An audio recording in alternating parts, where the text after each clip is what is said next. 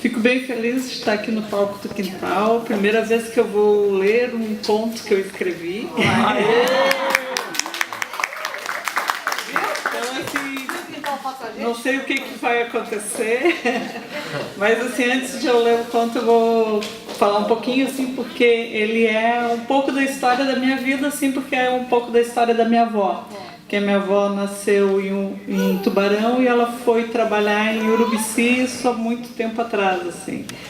Então, esse conto é um pouco das histórias que eu ia escutando quando era criança e um pouco da percepção também do como eu via quando eu ia para a serra, assim. Então, ele é mais ou menos isso. Então, assim, o nome do conto é O Bugreiro e vamos lá. Como todas as manhãs, ela acordou cedo, prendeu os cabelos finos num coque no alto da cabeça, tomou um café leve e ficou pronta aguardando seu novo aluno. Pelo que sabia, era um caso complicado, como tantos outros que eram encaminhados para ela. Bateram a porta e ela foi atender. Quando olhou para aquele menino de olhos verdes e expressão dura, seu coração disparou. Era como se estivesse entrando em um túnel, voltando mais de meio século atrás. Era uma jovem... Era uma jovem cheia de esperanças e alegre. Estava montada em um cavalo e todo o movimento de partida estava acontecendo. A sensação de novidade lhe invadia todas as células. Se não fosse pelo incidente ocorrido poucos minutos antes, até poderia dizer que estava feliz. Estava partindo para uma nova vida e estava ansiosa para chegar logo ao seu novo destino. Seu pai estava ali para se despedir e ela nunca o tinha visto tão preocupado. Seriam 3 dias de viagem em cima de um cavalo e poderiam acontecer muitos imprevistos, como deixou claro aquele homem rude que não queria sua presença no comboio. Ele era um homem jovem, olhos verdes profundos, com uma expressão no rosto fria e má, cabelos negros e volumosos. Era duro no falar e não queria incomodações, como deixou claro. Quase convenceu os outros homens a não levá-lo e um clima ruim ficou no ar. Estavam partindo de Tubarão e muitas mulas estavam carregadas, levando de um tudo, mas principalmente farinha, cachaça e bananas. Voltariam carregados de charque. Os animais tinham uma tarefa árdua, pois estariam saindo do nível do mar e iriam subir a serra, chegando a uma altitude de mais de 1.500 metros. As estradas eram ruins e havia algumas travessias de altitude de mais de 1.500 metros. As estradas eram ruins e havia algumas travessias de rios. Mas realmente o que mais preocupava era o ataque dos bugres. Antigos moradores da colonização que viviam em guerra com os colonos. Não poderiam viajar à noite e os acampamentos teriam que ser em locais pré-determinados, onde ficariam em maior segurança e teriam algum conforto, como uma comida quente. O começo da viagem transcorreu tranquilo, paisagens bonitas e nenhum contratempo, apesar de ter saído com bastante atraso. Ela não viu mais aquele homem mal educado que lhe irritou tanto.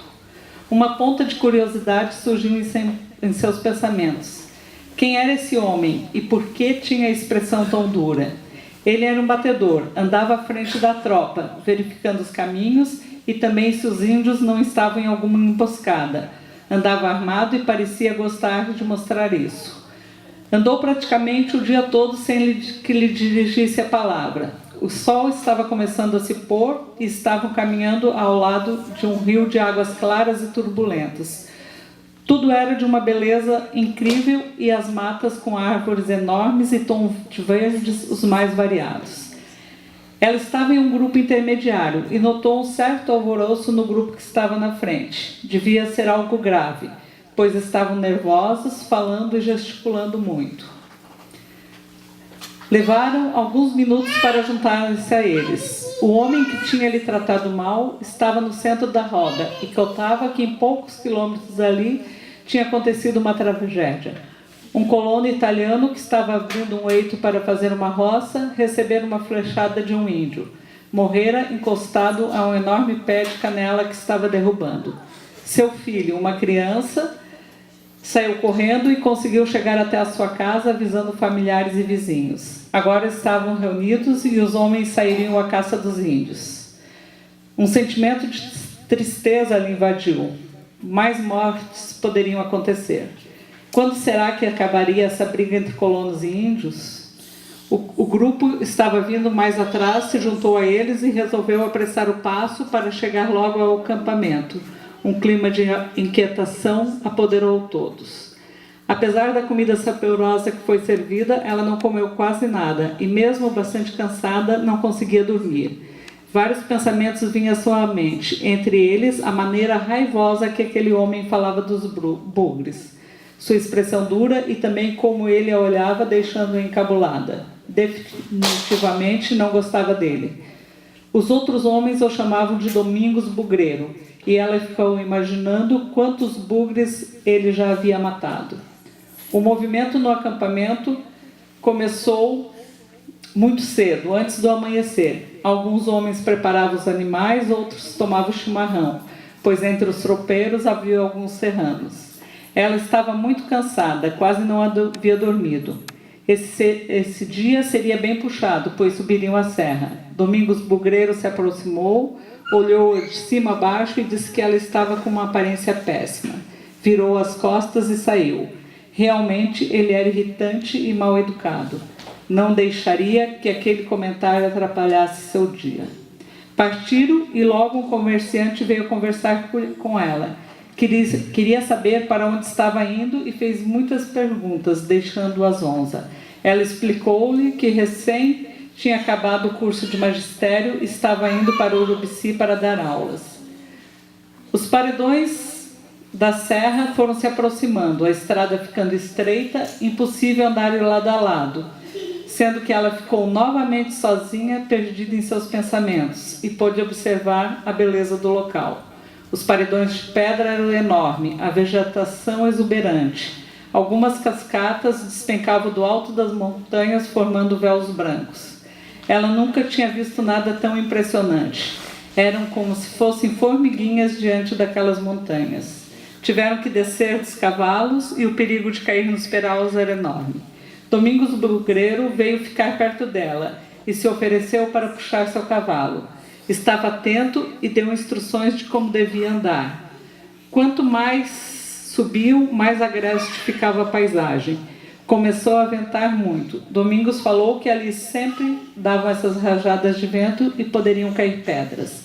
Eles estavam chegando a uma fenda do paredão de pedra.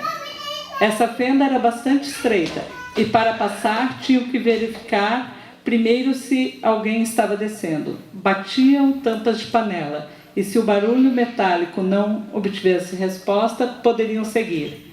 Era um lugar mágico. Pássaros abrigavam-se nas fendas e grutas e entravam voando numa velocidade enorme, dando a impressão que bateriam nas pedras. O vento ficou mais forte, fazendo um barulho ensurdecedor através da fenda. A tensão era enorme. Num certo instante, Domingos empurrou-a contra a parede, protegendo-a com seu corpo. Foram instantes, mas pareceu uma eternidade. Algumas pedras caíam e uma atingiu Domingos de raspão na cabeça. Por sorte era pequena e não machucou muito. Quando acabaram de passar a fenda, pararam para tratar o ferimento de Domingos. Ela ainda tremia e uma mistura de sentimento invadiu-lhe o peito. Havia na sua bagagem medicamentos. Seu pai era farmacêutico e tinha preparado uma maleta de primeiros socorros. Muitas vezes ela o ajudou na farmácia e gostava de tratar com ervas e homeopatia.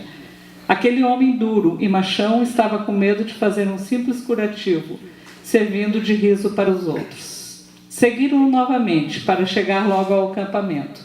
Só nesse momento ela pôde relaxar e observar aquela paisagem. Pinheiros enormes, Bracatinga com seu tronco negro, vassouras, uma vegetação rasteira rústica, que ela ainda não conhecia, mas que aprenderia a amar e que fariam parte de sua vida a partir daquele dia. Passaram por um rio lindíssimo, com água transparente e muito gelada, e ele corria para o lado contrário ao mar, deixando-a perplexa. No acampamento havia uma nova disposição. O pior do caminho já tinha sido feito, e todos pareciam contentes. Queria falar com Domingos, agradecer por ele ter se arriscado por ela. Ficou intimidada. Não era comum uma mulher sozinha, jovem, solteira, ficar conversando com um homem. Deixaria para o outro dia. Acordaram cedo e ela não ouviu mais. Tinham que andar 25 quilômetros até Urubici. O caminho era pelo vale do rio Canoas e tudo indicava que seria bem tranquilo. Queria muito ver Domingos, mas ele desapareceu. A sensação era como se ele fosse uma alucinação de sua cabeça. Todos os outros homens estavam aí, e ele simplesmente sumiu. E agora, na sua frente, aquele menino o trazia de volta. Os mesmos olhos verdes, a mesma boca e a voz dura se apresentando. Professora, eu sou o Neto, Domingos Neto.